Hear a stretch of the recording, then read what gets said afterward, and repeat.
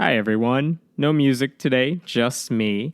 And let me explain why we're doing this today instead of your usual interview and music like we always have.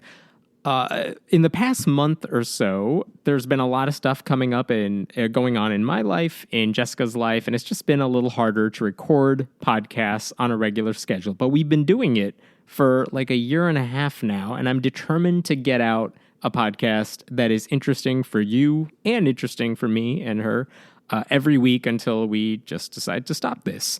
So just to give you a quick heads up, I know we mentioned this on the previous podcast, but Jessica got married a month ago, so that's really exciting for her. And as anyone who has gone through a wedding experience knows, it's super busy leading up to the event, and after you're done, you just want to relax for a bit and settle into your new life and stuff. So that's what's going on her end.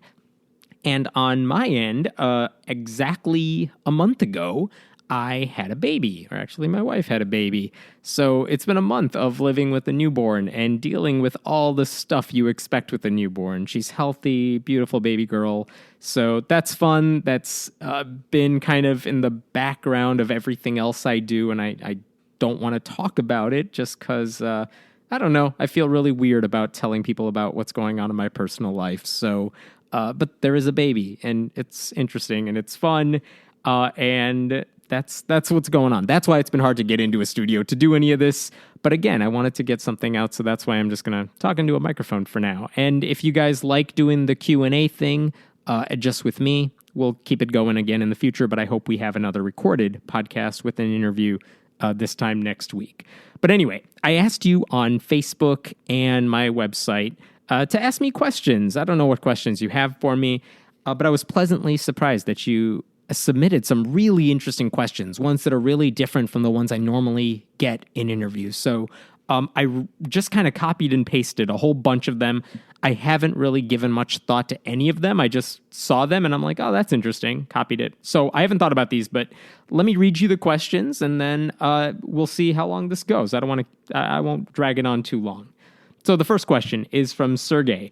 How can we help the victims of religion? I'm talking about people like closeted gay teenagers and young adults living in a strict Christian or Muslim household, or people who can't get birth control or important medical treatment, or atheists being imprisoned in other countries, and so on. So that's a great question. How can we help the victims of religion?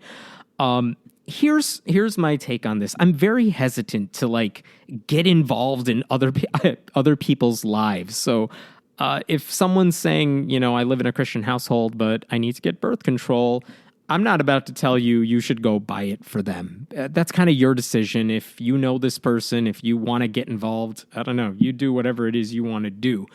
But here's what I would say all of us could do if we want to help them in a more general sense, which is if you are one of those people, a closeted gay teenager, for example, presumably you're worried about your parents finding out that you're gay. You might go online. Maybe your community doesn't want to know you don't want to tell them anything about it. So you're really reluctant to come out. The question I would ask is, where would these people go to get help? Way back when I might have said you might want to go to the library and find a book about this stuff, because if you can't talk about, what you're going through with anyone in your life, maybe there's a library book that could help you. But where would people go now? Now they might go online. Now they might search for websites that talk about these things. What is it like to be gay? What happens if, I live in a Christian family or a Muslim family and I don't believe what my parents believe? And for me, I've wanted to be the place where they come to. If they have a question about that stuff, I would hope they find my website, or I hope they find the YouTube channel or this podcast. Because, there is this whole community of people, a loose community of people who have either been through those situations or who can give you good advice for it. And so I guess what I would say is, what can we do to help the quote-unquote victims of religion? Be the person that they find if they're searching for this information. If they want to know, what happens if I don't believe what the book of Genesis says? Maybe they'll go to Google. Maybe they'll go to YouTube and type this stuff in. Are they going to find whatever it is you're creating? Because if you're in a position where you can talk about this stuff, please do it. Don't worry about the quality. Don't worry about whether your prose is perfect or, you don't get good grades in English. Who cares? tell us your experience. Talk about it in your own voice. And just make sure your title speaks to whatever it is you're talking about, or you tag it with the right words, because I promise you, people will find it. And anyone I've talked to who does this sort of social media stuff, they have always told me that if they put themselves out there, they always get feedback. I mean, it doesn't matter how many followers you think you have.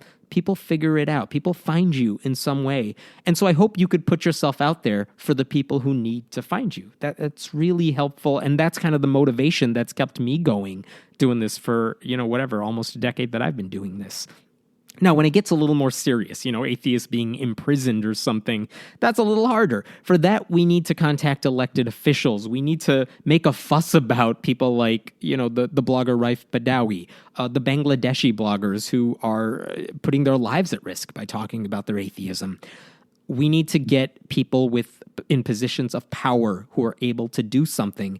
And that means reaching out to people who you elect, people who have, a way to talk to people who can actually get something done. It doesn't mean it's going to happen, but I don't know of anything else we can do more simple than that. Talking to people who could make things happen. And making sure that this stuff doesn't just fade from the spotlight, because, everyone knows when there's a current event, it goes away quickly. And that's the worst thing when there's a real issue that we need to talk about. We need to keep these things in the spotlight so people keep paying attention. Okay, next question is from Halam. What do you think are the differences, if any, between atheists who were once religious and those who have never been religious? So that's a really interesting question. As someone who was religious, but I wasn't Christian, I have found, at least in my experience, that people who grew up in a religion and left it are way more passionate about defeating it in whatever way possible, because they know how bad it can be in some cases. So they want to expose everything about it. I'm seeing it right now with smaller Christian religions. I'm seeing it with Mormons right now. The people who are most vocal about the changes in the Mormon church and how they're treating, gay people and the children of gay parents, the people who are speaking out the most about it are ex-Mormons who know the church and understand how bad this is and what that sort of, what the authority figures are doing and how it destroys a family. If you're, as someone personally who is not a Mormon, I don't know exactly how bad it is. I've talked to Mormons. I know plenty of ex-Mormons, but everything I'm getting is secondhand, So I don't know how much it devastates a family when someone leaves the faith, or you're a former Jehovah's Witness, and you're excommunicated, disfellowshipped. I hear about it, but I haven't experienced it. So if you come from a religious background, I think you are better able to speak about what it really is like in the faith. If you're a former fundamentalist Christian, you know what that's like. If you're like a Duggar family, an evangelical Christian who believes in the quiverful lifestyle, the most articulate people to speak about how damaging that is are the ones who escaped it. So I love the passion that comes from people who left the faith, because maybe they have the most stake in it. Now, that's not to say that if you didn't grow up in it, you can't be passionate about it. I mean, one of the really interesting things I'm seeing lately is there is this rise in second generation atheists, people who had parents and grandparents and whatever, who they were raised without religion. Religion was just never a thing growing up. And I personally, I can't understand what that might have been like, but it's a fascinating concept, because you have to wonder, they might be atheists now. They're second generation atheists. They're atheists now, but do they really have to think that much about it? Did they have to go through the same struggles that people who were religious had to go through? And how does that play out? How mad can you be at religion when it didn't really affect you in any personal way? So again, I do know some second generation atheists who are very vocal about it, but I know a lot more people who grew up in a religious household, who left it, and they're the ones who are really speaking out about how bad it is. And if you talk about Islam, for example, the most powerful voices against Islam right now are the current moderate Muslims or the ex-Muslims who grew up in the faith, and they could speak to what it says firsthand. And they can temper down the people who, who just hear Islam and think the worst things. They can calm those people down too and say, look, Islam isn't all bad, But here's what I went through, or here's what I know happens within these communities, and here's where it is bad, and here's where we need your help. So I hope that answers that question. Next question is from Christopher. Given the recent plagiarism outbreak, while we can all come up with our own spin on things, are there any original atheism-related thoughts left to have? So what he's talking about, we've seen writers like Avicenna on Free Thought Blogs. We saw C.J. Werleman plagiarized on several of his articles about religion, Jacqueline Glenn on YouTube. A lot of people are literally copy-pasting things that other people have written and passing it off as their own. Totally not okay. Please don't do that. But the question is, it's atheism. What original thing are you going to say? And in a way, that kind of makes sense, because once you say God doesn't exist, what more is there to say? But no, here's the difference. Two things about this. Circumstances matter. So, for example, there are current events going on now that weren't going on whenever other things were written. Right now, we're seeing this Republican primary with all these candidates, many of whom are super, super religious. And we need people to respond to the things that they're saying. And that's always going to be new because, based on what's going on in the world, you're going to have a new answer to whatever's going on. And it requires a unique answer. So, you're always going to have an opportunity to say something that, Christopher Hitchens never said. But also, and here's the more important thing, it doesn't matter if it's been said in the past. Putting it in your own words, talking about atheism or calling out faith-based nonsense from your own perspective, it's so important to do because the mediums always change. There are people in high school and college right now who probably never read The God Delusion. They don't know who Madeleine Murray O'Hair is. They didn't grow up with that form of coming to atheism. They don't know who those people are. But if they're asking about atheism, if they're trying to learn about it, where are they going to go? They're going to go to YouTube. And the type of people who talk on YouTube and speak about atheism on YouTube, those are original. Those things haven't happened before. And even saying what you think has already been said, but doing it in your own way, in your own words, in your own style, you may connect with people who never would have, searched out Richard Dawkins on their own. So you don't have to plagiarize for any of this. Put it in your own words. Talk about what it means to you. Give us your own opinions. It doesn't matter if you think you're just saying something that's been said a million times. No one has ever said it the way you can say it.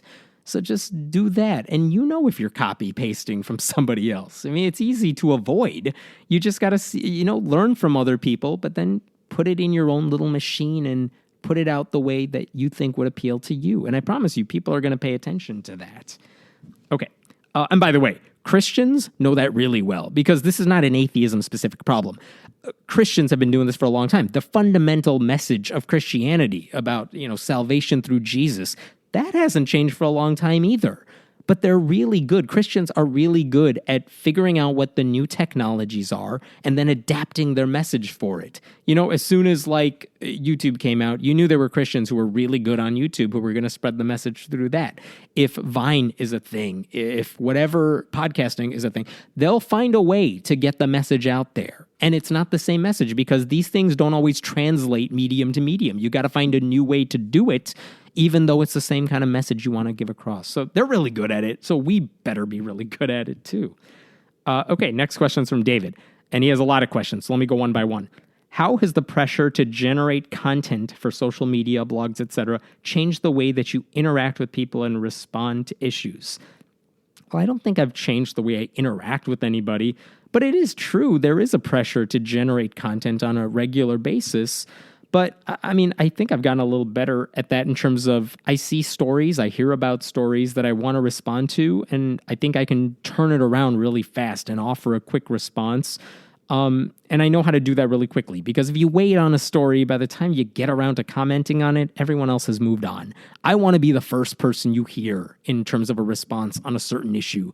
As I'm speaking this right now, we're still up in the air about the Planned Parenthood shooting in Colorado Springs. We don't know why the person did it. We don't know what his religious background was. But, as soon as we figure out what that is, I hope I'm one of the first people who can get back to you with the answer to how should we think about this issue. Whatever that is, I want to be there for you. So Anyway, that's what the pressure does to me. It means I'm always thinking about this stuff. I'm always, quote unquote, on. And sometimes that's really hard because stuff is always going on. But that's kind of the fun. That's what I signed up to do. For example, says David, has it made you less careful about what you say and share? Has the constant stream of negative religious stories made you feel less friendly? Yeah, I am actually very careful about what I say and share. I want to make sure I can defend everything I'm saying. I'm well aware that anything I say can probably be used against me. That's actually why I don't do podcasts like this usually, where it really is unscripted, because I want to make sure that I can look over what I'm going to say before I put it out for the world to see. But I think I've also gotten a little better about, not saying things that I'm going to come to regret down the road. And if I do, I hope, I can apologize for it. Has the constant stream of negative religious stories made you less friendly?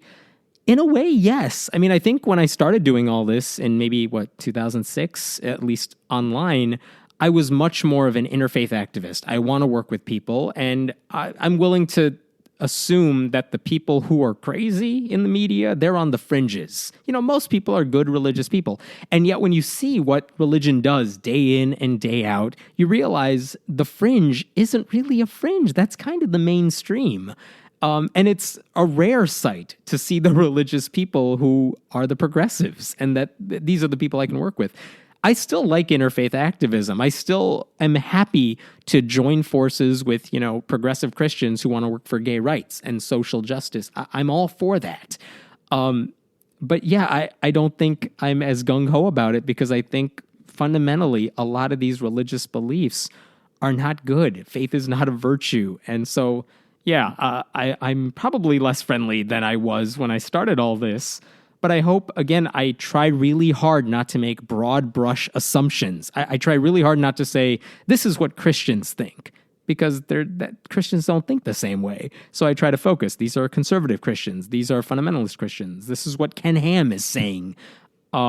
Because I want to make sure that I'm not, throwing the good religious people under the bus as well, because I know there are a lot of them out there.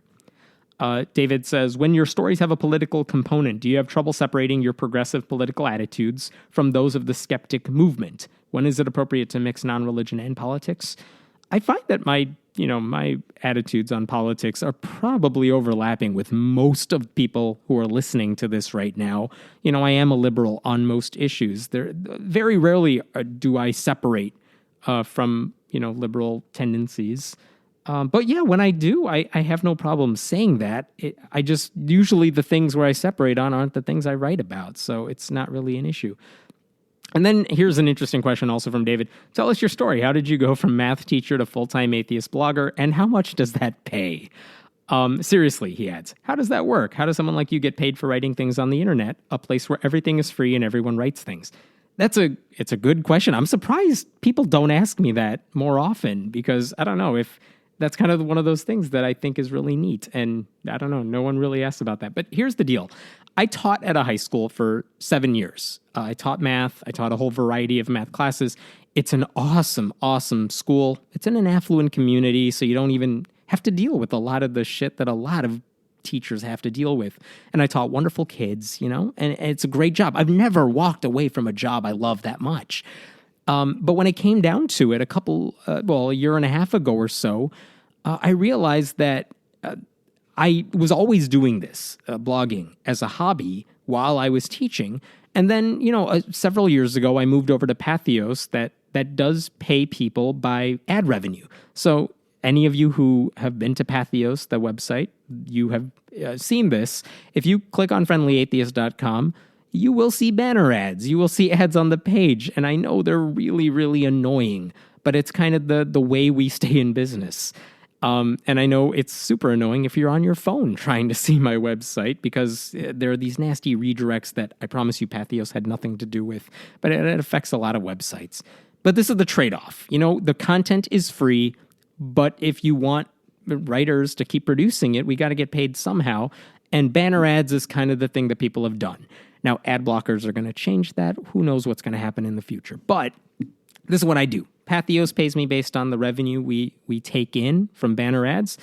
And, a couple of years ago, I started getting much better at what I do as a blogger. I know how to write things that people will read, and I know how to be hopefully interesting about it and cover a variety of things. So I'm not just, tapping the same audience time and time again.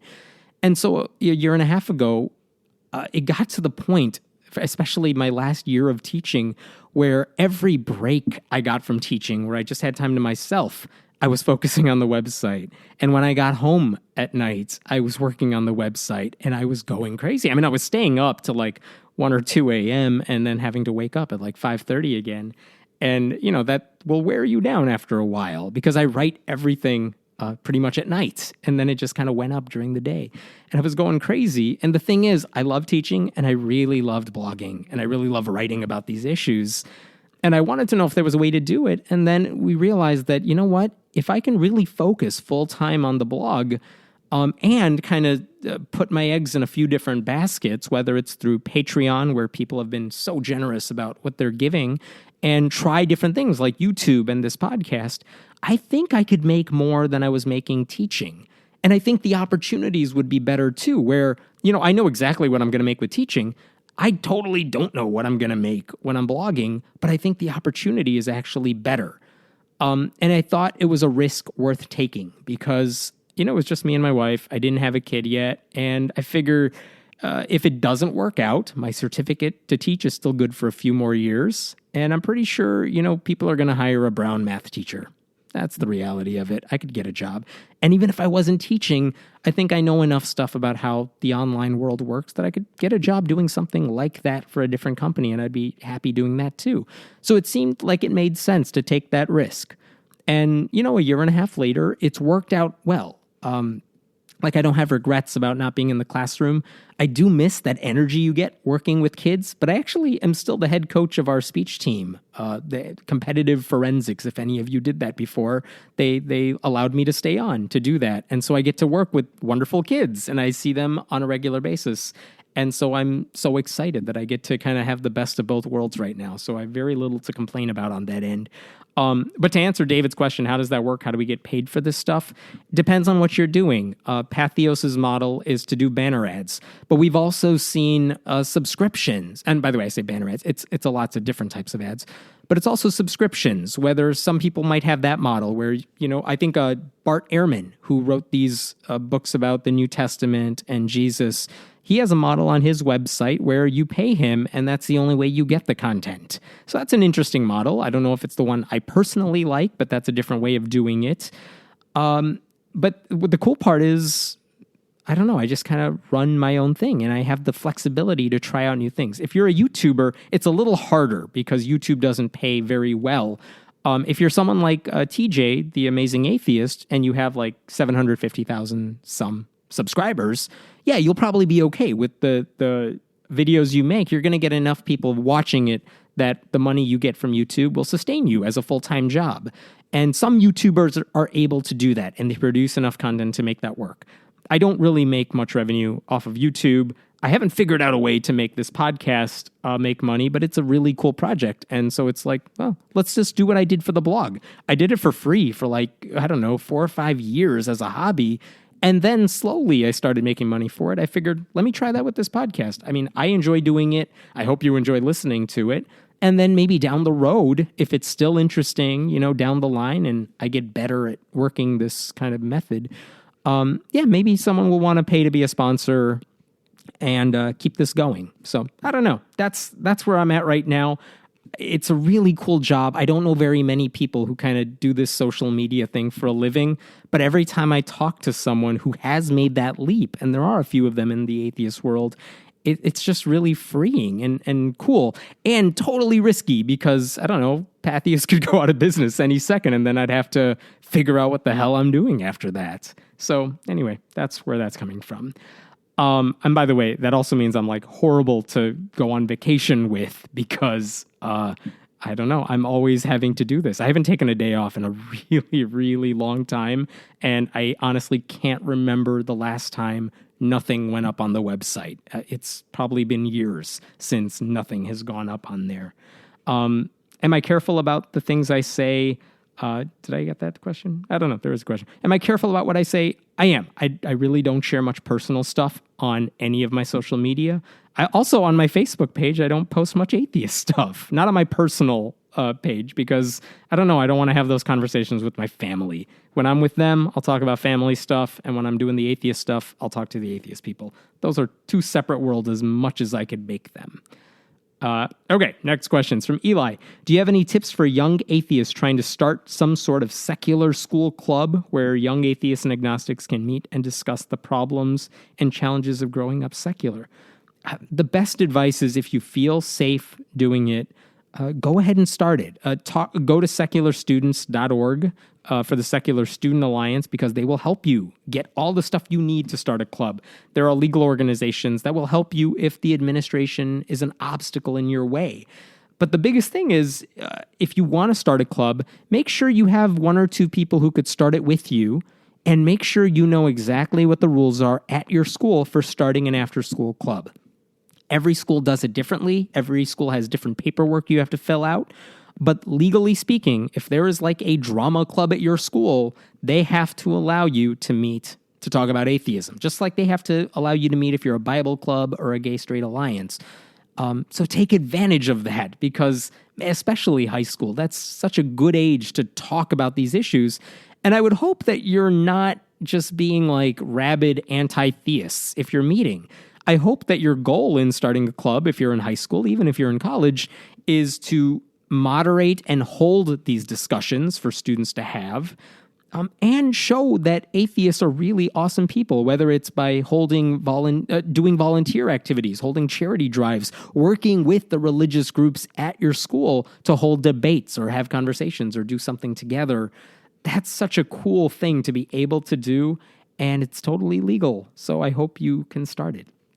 Kyler asks, have you ever been discriminated against due to your beliefs?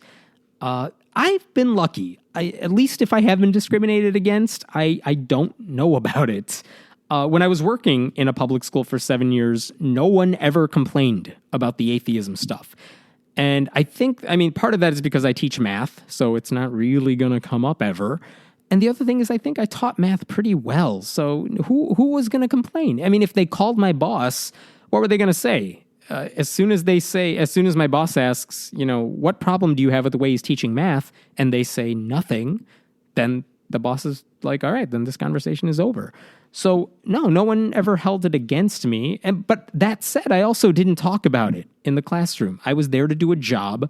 I wasn't going to bring up atheism, and I'm not trying to push that on any of my students.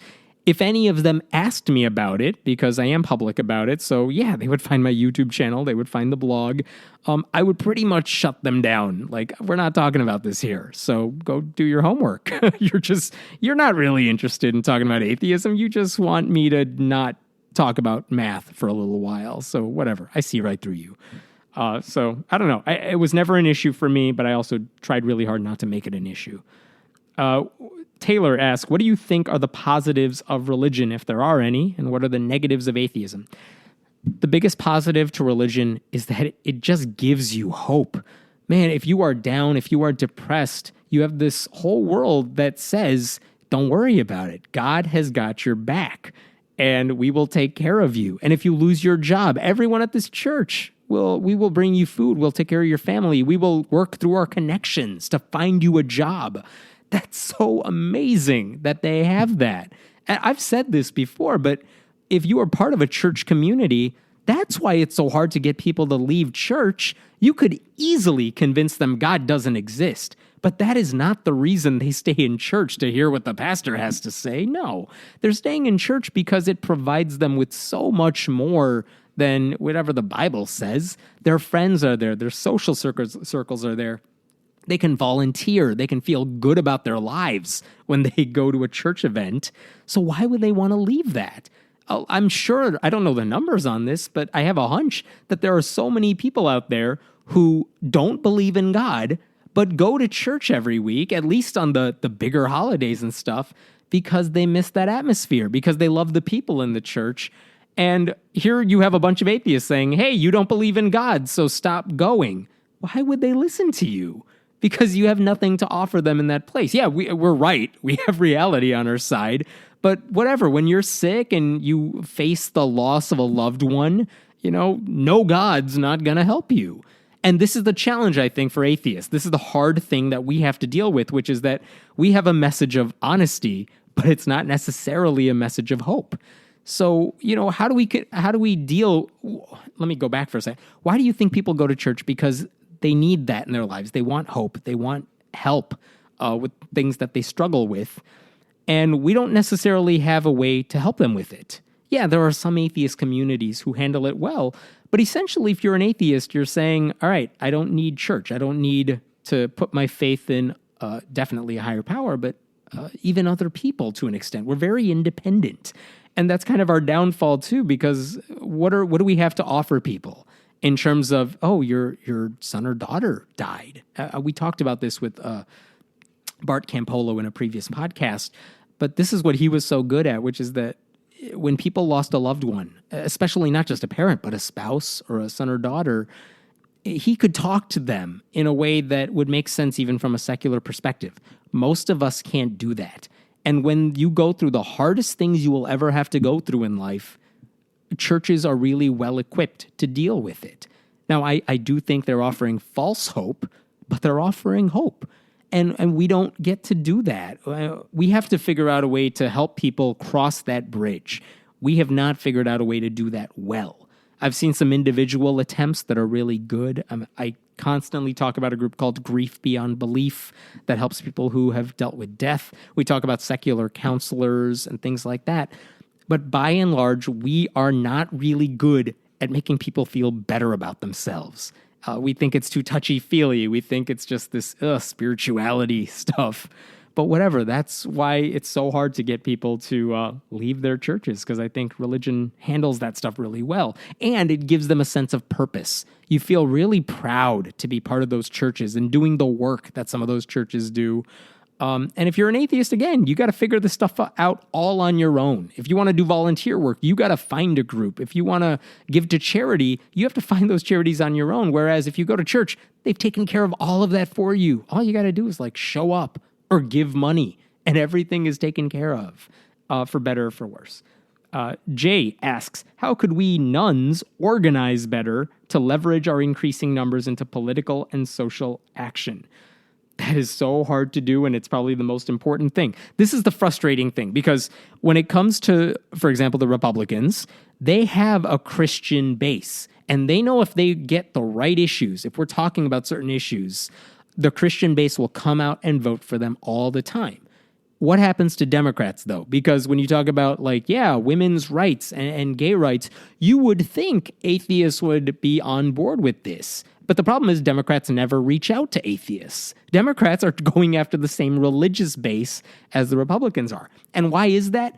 Because we don't vote as a bloc. We are independent thinkers to our own detriment, because we don't vote as a bloc. They're not going to say, hey, you're an atheist, so go vote for Hillary. No, they're not going to do that, because a bunch of atheists are like, no, I'm not going to vote for her. Screw her. I might vote for Bernie Sanders. But if he doesn't get the nomination, I'm just going to sit this one home. Or I'm going to vote for the third party candidate who has no realistic shot of winning. And so this is a downside. I don't think we can ever say, hey, atheists, go vote for this candidate. You could do that with Christians. You could do that with a lot of religious groups, because so many of them are sheep. They will follow what a leader tells them. I don't think that's going to work with atheists. However, I think that if you rally around certain issues, women's rights is going to be a big one in the upcoming election. What happens to the makeup of the Supreme Court? What happens with giving, special groups exemptions from offering their employees access to contraception, things like that? That's an issue I think most atheists would get behind. And if you have two candidates, one who's against it, one who's for it, I think you have a better chance of saying, look, I don't care what name is supporting this legislation, but this is a cause you care about. This is a candidate who supports church-state separation and LGBT rights and gun safety measures and things like that. And these are things a lot of atheists are for, so go vote for the candidate who supports those causes. we have to get, I mean, no wonder politicians don't pay attention to us because we don't deliver like churches deliver. And unless we get our people voting, and until we can get, and that means getting young people registered to vote, that means making sure we're not sitting at home on election day, why would they pay attention to us? So that's what we have to do. We'll see if that happens. Brian asks, what kind of things do you do to produce so many stories per day with quotes in context, relevant links, emails, follow-up, whatever? Sure, it would be easier to write a few paragraphs of thoughts, but your efforts are appreciated. So that's very kind. How do I produce so much content? For the website, there is a method to it that I've honed over the course of almost a decade of doing this. I follow so many websites in my RSS feed. It's got to be well over 1,000 or 2,000 websites that I follow for information. So I'm always, getting that information from what other people have said. At the same time, I also have direct contacts with a lot of different places so that if something happens, I know who I can talk to figure out what the story is. Probably the biggest change from when I started doing this is that readers are so awesome about sending me stories that might be happening in their hometown, but probably needs a bigger spotlight. So, my city council is doing this prayer and it's illegal. Can you do anything about it? Yeah, I totally can, because I can link to it. I could send it along to lawyers who could do something about it. So that helps because I never have writer's block because people are always sending in stories that they think deserve more attention. So that definitely helps making sure it can get out per day. Also, the blog is kind of my bread and butter. So I will post, a tons of different things on the website.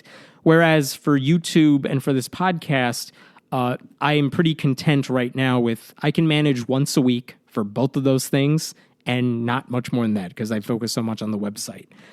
So that's kind of, that helps a lot. And by the way, I also think it's valuable to not just regurgitate what the headline says. Anyone can do that.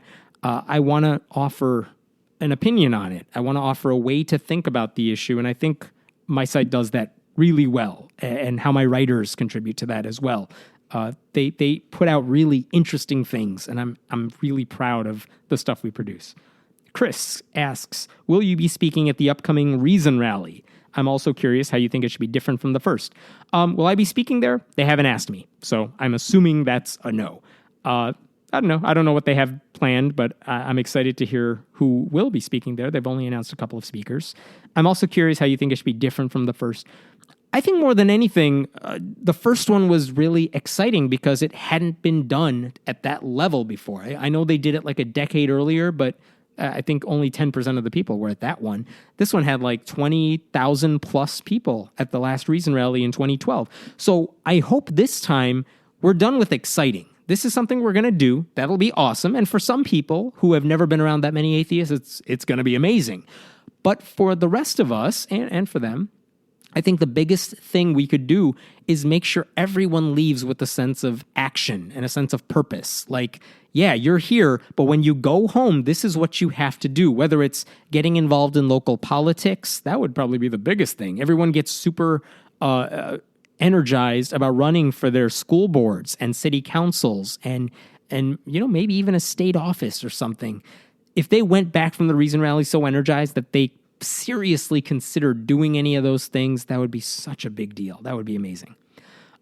Chicago Dyke says, I'm an old school blogger type, like from the 90s. I can't get around the sound and video thing. I like text. Why do you think the right way to spread a message is via some kind of podcast or video? Here's why. Because some people, like me, love to read, and I appreciate blogs. I mean, I'm a blog guy myself. I like reading them. I like writing stuff for the blog. Videos, I don't like as much. However, what I found, again, this is anecdotal, but when I speak at colleges, almost nobody knows me because they read Friendly Atheist. They all know me because they watch me on YouTube under the Atheist Voice channel. And why is that? Because if you're in high school, you're in college, whatever, and you want to learn about atheism, they're just not reading stuff. They're going to YouTube and using it as like the Google search engine. So they're looking up atheism and they're stumbling onto my videos. And I realized that that's an audience that I want to reach. And I'm not going to reach them if I stick to my website. So I got to go out where they are and reach them there. And that's what YouTube has been really beneficial for. At the same time, podcasts have exploded too. There are people who spend so much time traveling in their cars or running, or, or they have their headphones on, and they love hearing content that speaks about this stuff. And that's something that I can't give them if I'm just writing stuff, because they can't read when they're driving necessarily, and they can't watch videos when they're doing any of this stuff, but they can listen. And so the podcast is a way to reach out to that audience as well. And again, this is what I mentioned earlier. It's a really awesome opportunity that I have to be flexible and meet people wherever they're at with that same sort of message. So, hey, you know what? If you don't like YouTube, don't watch YouTube, because there's plenty of other content on the blog. If you like listening to this stuff, I hope the podcast is beneficial for you. But I think the important thing is, you know what? If you don't like my YouTube channel, don't watch it. I don't care. If you don't like this podcast, turn it off right now. My goal is not that I don't think anyone listens to everything I put out there. I hope you do, but I don't think you do. Very few people anyway would do that. I think most people like one medium or another, and they kind of devour everything in it. So my goal is, let me just be there in those different mediums. And as soon as the next one comes out, I hope I can shift there as well. So that's why I do all these things. All right. Hawaiian Tater says, church attendance is down. Nuns, atheists, agnostics are on the rise. Population is trending toward tolerance for LGBT, minorities, etc. Understanding of science is improving. Considering all these factors, do you think we will see in our lifetime a country where religious dogma, science denial, racism, homophobia is a thing of the past? To simplify the question, do you think we will continue heading down the right path as a country, or will these things never change? I think we're heading in a right direction, but it's not one of those things we could just sit back and expect it to happen. Maybe it was Evan Wolfson, who's done so much work for LGBT rights, who said, he hates that saying that the arc, kind of bends toward justice and freedom, because that assumes you don't have to do any work to get there. And the only reason we have, legal gay marriage in this country right now is because so many people fought for so long to make that happen. It wasn't going to happen automatically. We're seeing kind of the same thing now on other issues, whether it's, marijuana legalization, things like that. People have to fight for this stuff if they actually care about it. So, yeah, I do think we're heading down the right path, but it's going to require more people, another generation or two of people speaking out for this stuff. And even when I don't think racism's going away anytime soon, but maybe the worst aspects of it could lessen because everyone's kind of aware of it. But we have to keep making people aware of it. So, the Black Lives Matter movement, for example, I know because I've seen it online. Some people are just super annoyed by them. It's like, yeah, we get it. It's tough to be a minority. But at the same time, there are people who haven't heard this stuff before, and this is kind of in your face about it. And that's awesome because people are talking about it in a way that we rarely hear. So this stuff isn't just going to happen. We have to keep organizing. We have to keep speaking out about it. And I hope we can rally people behind these issues, because as much as I want to think people are just going to improve when it comes to science and tolerance, it's not going to happen, because there will always be bigots who always draw a crowd. And we have to keep speaking out and reaching out to that group so that they'll come to our way of thinking on these issues. There was a great quote, I think by Bertrand Russell or something. What did he say? Like, the trouble in the world is that the stupid people are always sure of themselves and the intelligent people are full of doubt. So you can always brainwash kind of a segment of the population into thinking a certain way. But if you want them to think critically, that's a lot harder. They're not just going to fall in line with you. Anyway, I hope that made sense. All right. Tinker says, has a criticism. Hammond, I love listening to you speak. I like hearing your view on things, blah, blah, blah. On your podcast, however, I find that you often talk over your guests when they have more to say. And that kind of goes on for a while. So here's the deal with this. When we record these podcasts, they're in a studio. The guest for our show is usually not in the studio. So we're talking over the phone. There is a bit of a delay. And so that kind of feeds into it. And if you ever watch like a news show, CNN, MSNBC, none of you watch Fox News. But the same thing happens there too. You see the host talking, and then there's a delay, and then the person talks, and it's kind of awkward. So sometimes it's inadvertent. I think the guest has paused, so I'll jump in, and then like a second later, I realize they're still talking. So that's just a mistake that's kind of unavoidable. I hope when it's an in-person interview, which we've done a few times, that's not happening. At the same time, I also know when we're in the studio, we have a crunch. Like we're doing a 30-minute to 40-minute podcast, and I have a list of questions I want to get to.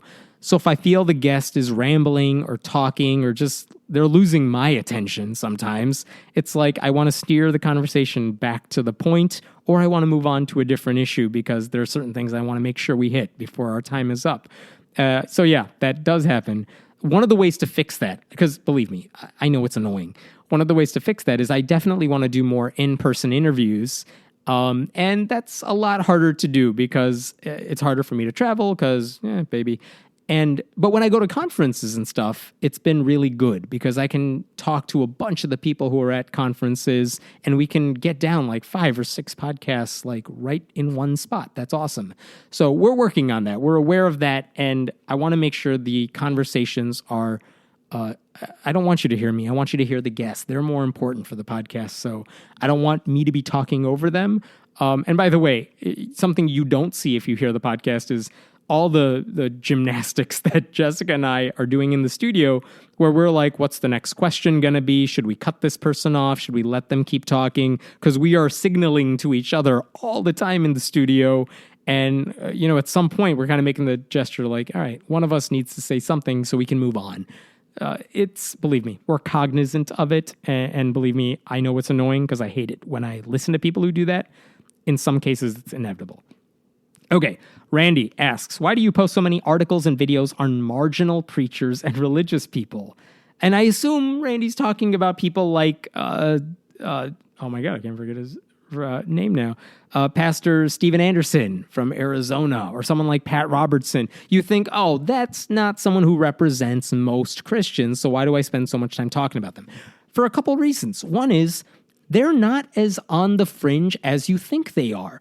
Do you know why Pat Robertson is on TV and has a contract that every time ABC Family has a channel, he's going to be on there? It's because he's super powerful, because he has so many followers. This guy is not on the fringe. Someone like Steven Anderson, who has a relatively small church, okay, you could make that case for it.